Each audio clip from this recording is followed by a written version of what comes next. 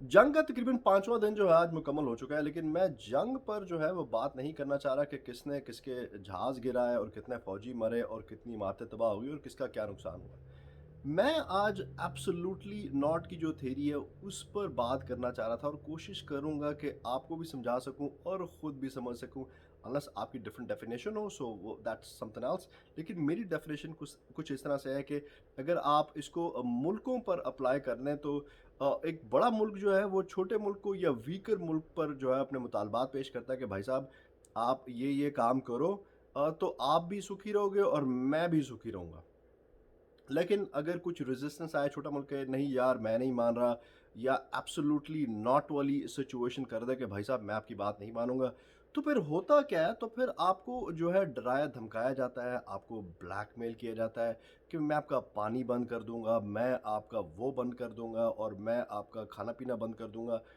अगर इससे भी बात ना बने और फिर आगे उससे एक स्टेप आगे जाया जाता है कि मैं आपकी नंगी तस्वीरें निकाल दूँगा, वो फलाँ-फलाँ टाइम पे आपकी नई नंगी वीडियो आई थी, मैं वो निकाल दूँगा।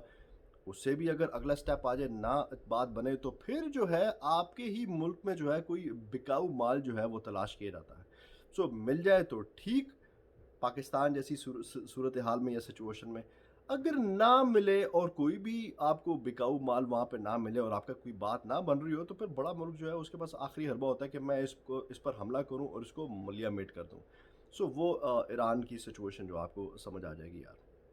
सो अगर रीसेंट पास्ट में देखें, आपको बहुत सारी मिसालें मिल जाएंगी, जिसमें इराक की मिसाल है, अफगानिस्तान की मिसाल है, मदूरो की मिसाल मिसाल है, और रिसेंटली जो है हमारा बहुत फ्रेश जो है ईरान की मिसाल है। उसके अलावा पाकिस्तान भी किसी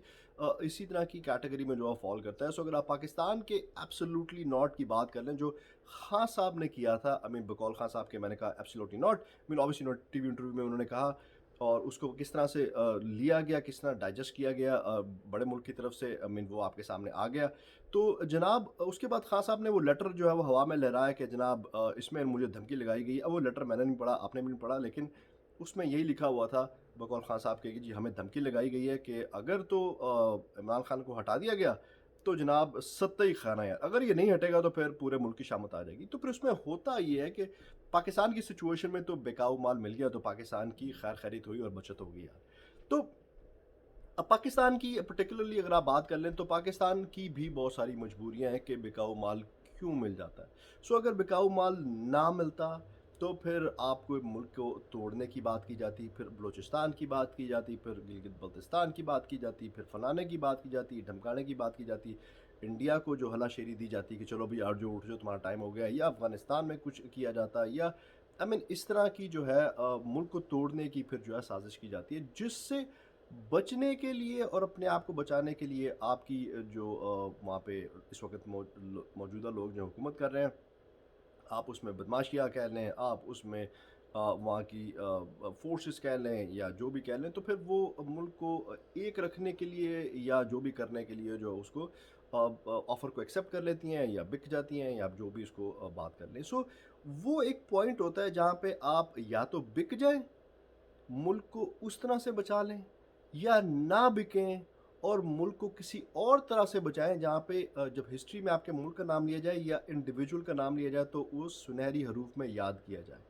सो सुनहरी हरूफ वाला सिलसिला तो पाकिस्तान का नहीं हुआ, पाकिस्तान का पहले वाला मामला हुआ। सुनहरी हरूफ वाला मामला जो है वो ईरान का हुआ, जहाँ पे एब्सोल्युटली नॉट भी कहा गया और उसके बाद खड़ा भी हुआ गया, उसके बाद शहादत भी पेश की गई, लेकिन हार नहीं मानी यार। अब आप अगर हमारे सदर साहब की बात कर लें,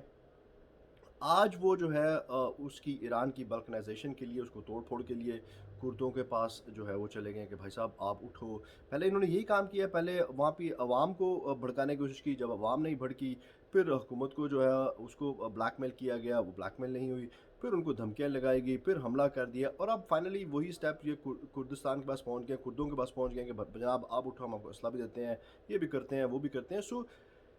इस हद तक नीच हरकतें की जा सकती हैं, या इस हद तक गिरा जा सकता है अपने मफाद हासिल करने के लिए। अब आप सबको पता है कि किसका क्या मफाद है और कौन पीछे से जो है वो हिला रहा है जो डोरियां हैं। क्योंकि जब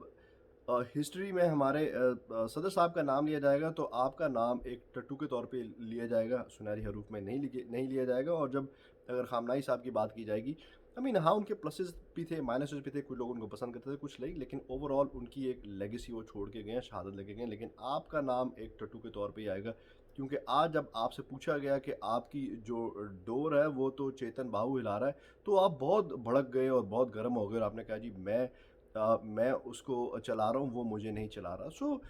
हर बंदे को समझ में आती है कि कौन किसको चला रहा है, लेकिन एंड ऑफ द डे मुझे उम्मीद है कि आपको एब्सोल्युटली नॉट की जो थ्योरी है या डेफिनेशन है वो आपको समझ आ गई होगी। अगर नहीं समझ आई या आपकी डिफरेंट डेफिनेशन है तो वो आप मुझे ज़रूर बता दें। Thank you very much.